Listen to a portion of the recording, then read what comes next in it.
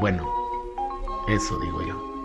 Los relatos sobre la infancia de Jesús, de Mateo y de Lucas tienen una perspectiva totalmente diferente uno del otro. Mientras que Mateo pone de relieve, realza la figura de José, Lucas realza y pone de relieve la figura de María. Buenas tardes, queridos amigos. Ojalá y tengan un tiempo para escuchar este video, donde vamos a tocar la segunda parte de un video ya anterior sobre la infancia de Jesús. Hoy hablaremos sobre las perspectivas de cada uno de estos evangelistas y cómo tocan estos relatos de la infancia de Jesús. En cuestión del Evangelio de Mateo vamos a ver 3 episodios que vamos a reflexionar. El episodio del nacimiento virginal de Jesús, el episodio de los Reyes Magos y un tercer episodio que se llama la huida a Egipto.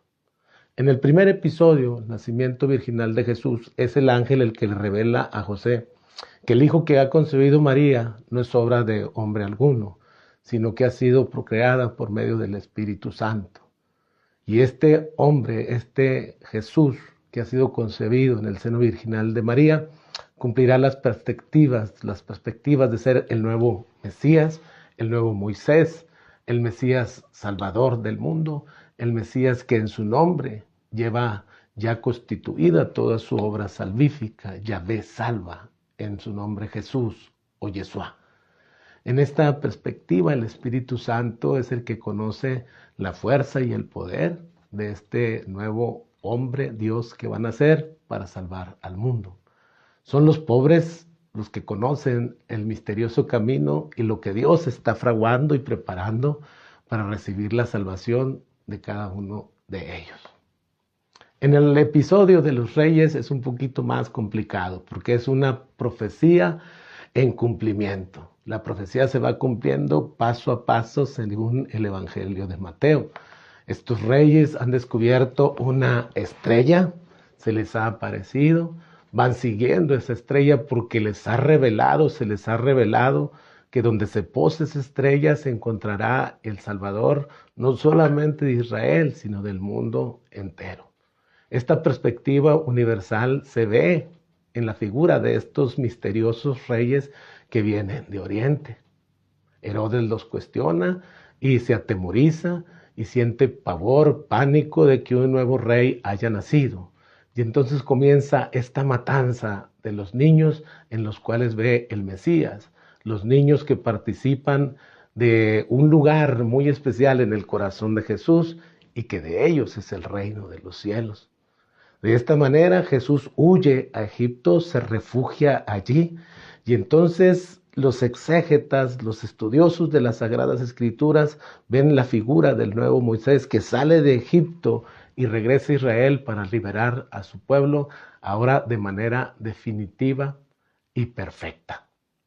Este Jesús que en el Evangelio de Mateo va realizando y cumpliendo todas las promesas hechas en el Antiguo Testamento, se verán realizadas ahora en la figura de Jesús en el Nuevo Testamento. Jesús es el cumplimiento de las promesas del Antiguo Testamento. Por eso usted escuchará, leerá el día que se dé un tiempo y se ponga a leer el Evangelio de Mateo, una frase constante: ocurrió así para que se cumpliera lo que dijo el profeta. Ocurrió así para que se cumpliera lo prometido en el Antiguo Testamento. Y entonces en Jesús se realizan todas esas promesas. En los relatos de la infancia de Lucas son más vivos, son más plásticos, inclusive son un poquito más largos y contienen un poquito más de sabor en cuanto a la historia de Israel. Lucas presenta como un primer episodio la anunciación de 2 nacimientos, curiosamente. A Zacarías se le anuncia el nacimiento de su hijo Juan y a María se le anuncia el nacimiento de su hijo Jesús.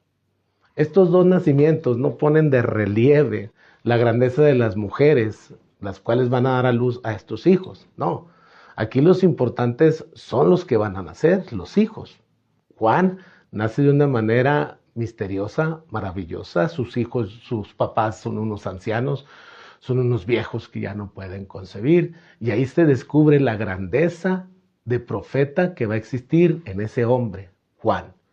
Jesús es concebido de manera virginal, y ahí se descubre la divinidad de este niño, que terminará siendo el Mesías, el Dios por quien se vive. Jesús, el Salvador no de Israel, sino el Salvador del mundo, la luz de todas las naciones. Aunque las mamás no toman el papel protagónico en la historia de estos dos niños, también reciben ellas su alabanza.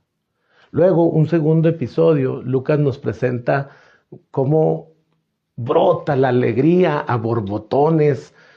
Es una cascada de felicidad el nacimiento de un niño y del otro, que explotan en cánticos que nosotros rezamos constantemente, ya sea a la hora de laudes o a la hora de vísperas o incluso en las completas.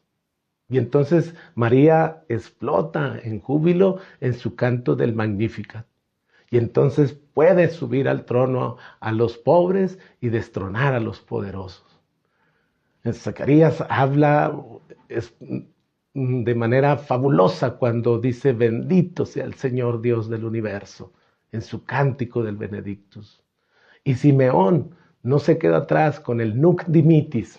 Ahora, Señor, puedes dejar a tu siervo irse en paz, porque mis ojos han visto a tu Salvador, a quien has presentado a las naciones. En un tercer momento, Lucas nos va a hablar de la circuncisión de Jesús. Es llevado al templo, su papá José lo circuncida a los 8 días de nacido, decía la ley, y esta circuncisión tenía 3 aspectos fundamentales. Tenía 3 por qué habría que circuncidarse. El primero era que la circuncisión era como la entrada a la gran familia de Abraham. Si Jesús era hijo de israelitas, era hijo de judíos, y él pertenecía al pueblo de la promesa, eso no era suficiente para participar de toda la alegría de la sangre de la familia de los hijos de Abraham. Habría que circuncidarse para entrar a formar parte de esa gran familia. Lo mismo ocurre con el bautismo. Cuando nace un niño, pues es hijo de Dios, es criatura de Dios, es una criatura de Dios. Pero cuando es bautizado, entra a formar parte de la gran familia de Dios. Tiene su aspecto filiativo, entra como hijo de Dios. Pues la circuncisión también tenía ese aspecto de familiaridad, pero tenía un segundo aspecto no menos importante. Lo habilitaba para participar del culto divino. Los circuncidados tenían la entrada a participar del gran culto, de las promesas que Dios había hecho a Abraham y que las participaba a ellos. El tercer aspecto es eso: hacer realidad las promesas que Dios hizo a Abraham. Una familia abundante, prosperidad en todo lo que se propongan, y la tierra que para ellos es fundamental. Estos 3 aspectos de la familiaridad, de la relación del culto y de las promesas hechas a Abraham eran lo que hacía que los israelitas vieran como obligatorio circuncidarse a los 8 días de nacido. Esta perspectiva pues nos ayuda a comprender por qué Jesús se circuncidó. Y se circuncidó porque asume nuestra naturaleza humana con todas sus consecuencias, excepto la del pecado, y entonces circuncidarse era parte importante del pueblo al cual él pertenecía. Él pertenecía a las leyes que él respetaba, a las leyes que él no abolió, sino que perfeccionó. Y entonces él asumió las leyes que como judío le pertenecían aceptar. Un cuarto acontecimiento, yo creo que a mí es el que más me gusta, es la presentación de este niño al templo. Y en esa presentación de Jesús al templo ocurre la purificación de María. María se purifica en el templo. Hay que recordar que las mujeres cuando daban a luz quedaban impuras. Quedaban impuras durante 7 días si habían parido un varón, un hombrecito. Y quedaban impuras durante 14 días directamente si habían parido una mujer, una niña, una mujercita. Era lo doble. Si parían un hombre eran 7 días, parían una mujer eran 14 días. Pero no solamente eso. No podían salir de la casa si habían dado a luz a un varón durante 33 días. Y si había dado a luz una mujercita, no podía salir de casa durante 63 días, 66 días. Imagínense para que se cumpliera la cuarentena si era hombre y 80 días si era mujercita. María tuvo que pasar esa purificación. María tuvo que pasar por ese tramo de purificarse. No podían salir de la casa ni podían tocar ningún objeto que correspondiera a la santidad o al culto del templo. Cuando Jesús es presentado, Simeón estalla en alegría junto con Ana, cargan al niño y hablan de ese niño que va a ser luz de las naciones, que va a ser la alegría del pueblo de Israel. Es notorio y es hasta cierto punto extraño que Lucas se brinque el rito del rescate. ¿Cuál es este rito del rescate? Según la ley del Levítico, cada primogénito, hombre o animal, tenía que ser rescatado, tenía que ser primero ofrecido a Dios en sacrificio, en holocausto, muerto. Con los animales se cumplía esto. Todo animal primogénito era sacrificado en honor a Yahvé. Con los seres humanos, con los varones, no ocurría esto. Nacía el varón, se ofrecía a Dios en sacrificio, pero se rescataba él con 5 ciclos de plata santos.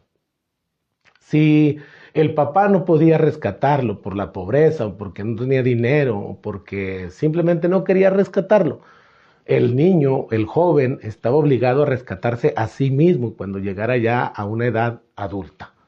Y esto del rescate lo hacía a él